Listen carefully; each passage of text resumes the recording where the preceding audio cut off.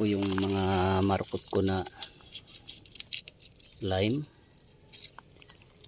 Nahirapan po silang makarecover, pero mabubuhay po to dahil ayan po, green pa rin yung katawan niya.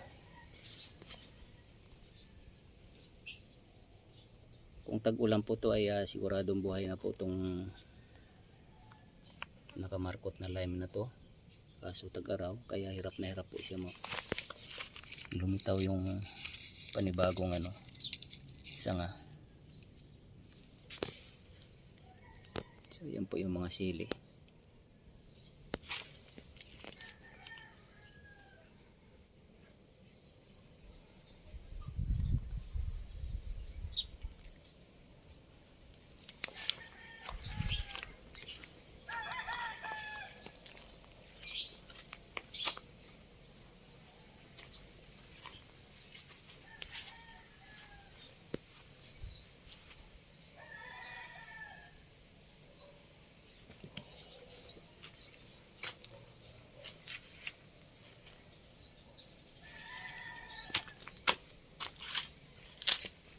Mayroon din po ako mga nakaabang na lime na binhi.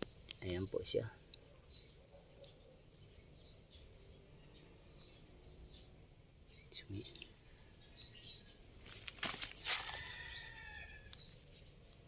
So yan po yung nakaabang po pag once na hindi na po productive itong mga puno na to. So yan na po yung isusunod ko na itatanim.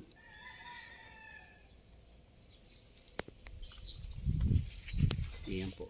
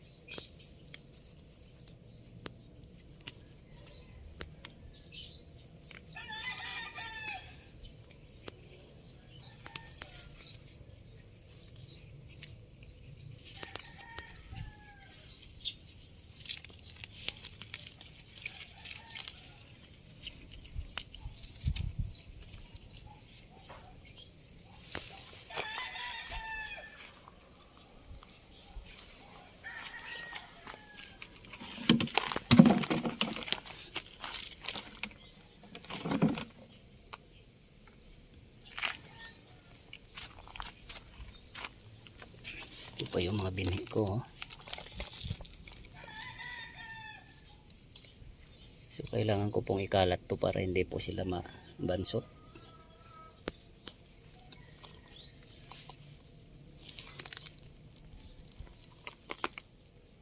Kasi mayroon na rin pong umorder sa akin ng binhi. Kaso kailangan ko pong palakihin muna itong mga binhi na to. At ilalagay sa plastic bag.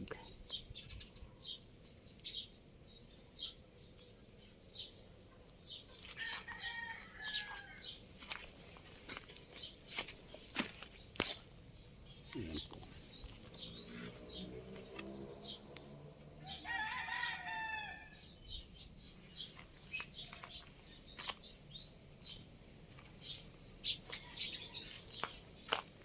So kapag malalaki na po yung mga binhi na yan, yung mga maliliit na yan, ito, so kapag mayroon pong umorder ay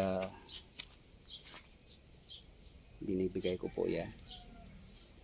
Mayroon nga pong umorder sa akin, so kailangan ko pong i-prepare para bago ibigay. Kasi ayaw ko naman po ibigay sa kanya ng nalalanta. Kailangan po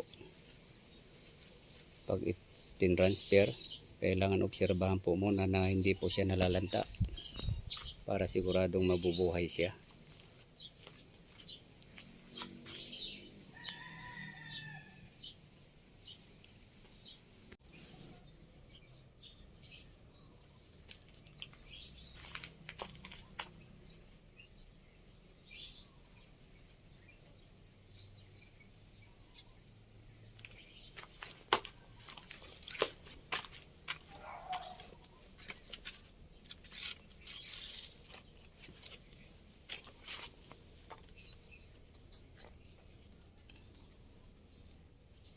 Ito na po yung bunga nung pinakaapo nung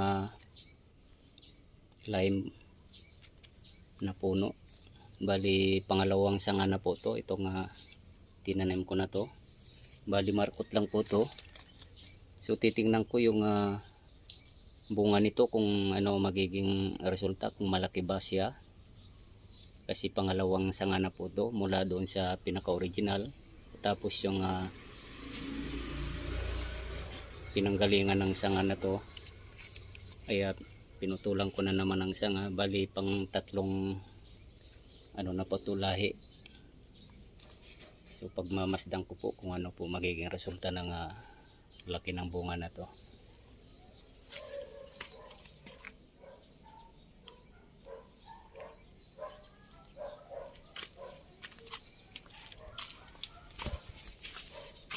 Ito naman yung mga bunga ng ano panibago. So original po to.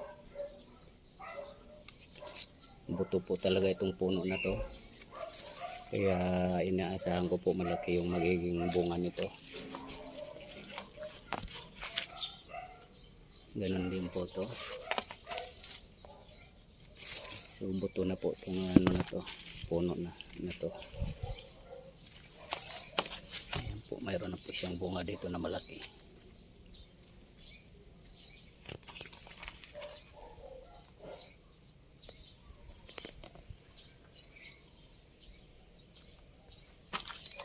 Yan.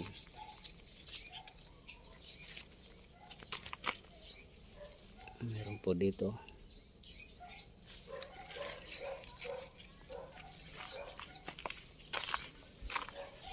Ito naman po yung pangalawang lahi. So markot lang to.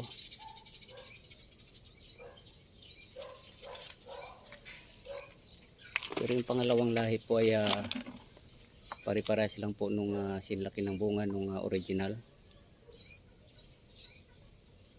Pinanggalingan ng puno ng sanga na to. So malaki pa rin po. So yung pang tatlo po ay hindi ko pa po alam kung malaki.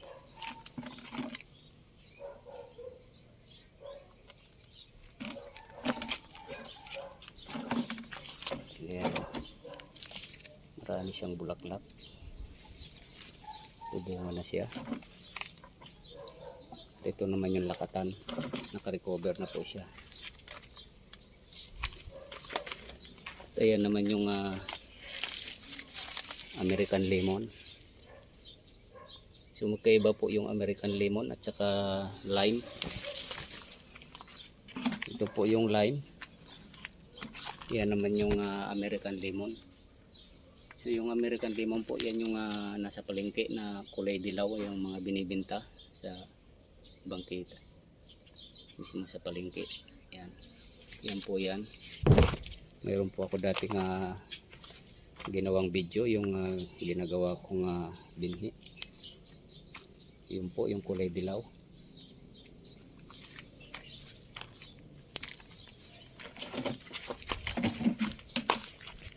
Ito po siya. Ayan. Tumubo na po siya. Ayan. So ginagawan ko po ng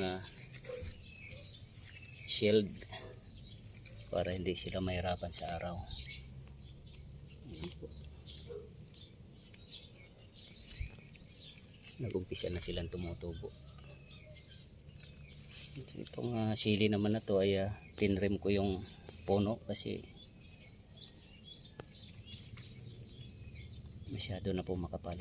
At ito naman po ginawa kong shield dito sa mga binhi ko para hindi po nahihirapan yung pag tubo nila kasi tag-init po ngayon. Ayan na sila oh. So, ganito po yung magiging puno niyan. Ito po yung American lemon. At yan naman dyan ay yan po yung lime. So yung lime po na yan, yan po yung gamit na gamit po sa Middle East. Yan po yung pampaasim nila, nilalagay po sa pagkain yung mutton biryani, chicken biryani, fish biryani. Yan po, ito po sila. Naranasan ko po doon sa Dubai. Yan po yung ginagamit nila. Nilalagay po sa pagkain pag tayo po umorder doon ng pagkain. So yan po yung ginagamit, itong lime po na to. At dito naman po sa Pilipinas ay kalamansi naman po yung nakakasanayan natin. So ito po. Yan. Doon po sa Middle East, lalo na pag bagong salta ka doon. So maninibago po tayo pag inilagay po sa pagkain yung lime. Parang hindi po tayo masyadong nasasarapan, pero pagkatagalan po ay masasanay rin po tayo. Kasi ang hinahanap po natin itong kalamansi talaga.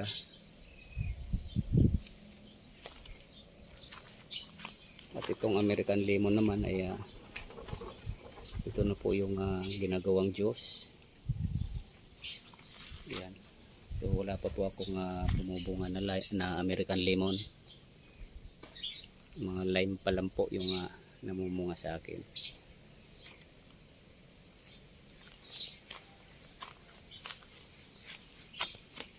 Ito po. Pag umaga po ay dinidiligan ko sila. Pati po itong mga bunga ay binabasa ko para maganda po yung magiging niya paglaki. Ayan siya.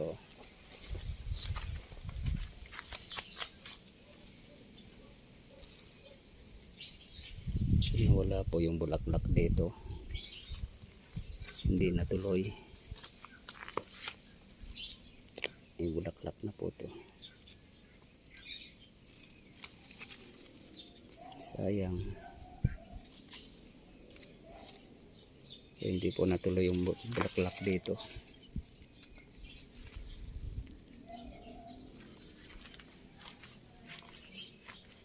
So yan po, bunga. Yan bunga. Yan.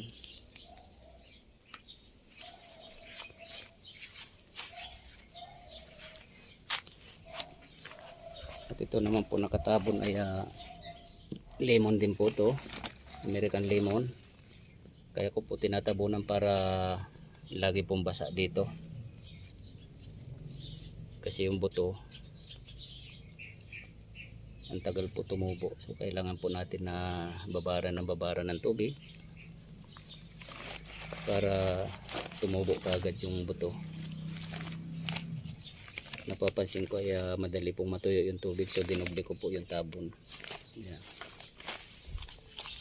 Yung isa dahil nauna po siya, so kaya tumubo na po siya. At nilagyan ko po ng proteksyon ng mga sanga ng sili para hindi po mapipirsa sa init ng araw.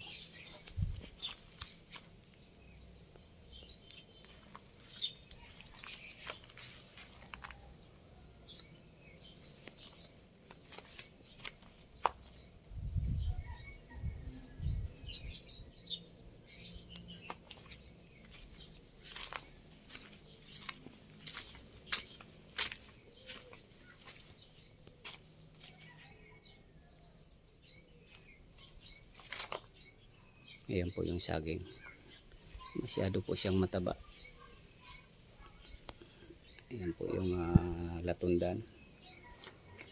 At ito naman yung lakatan. So naka-recover na po yung lakatan. Ayan naman yung langka.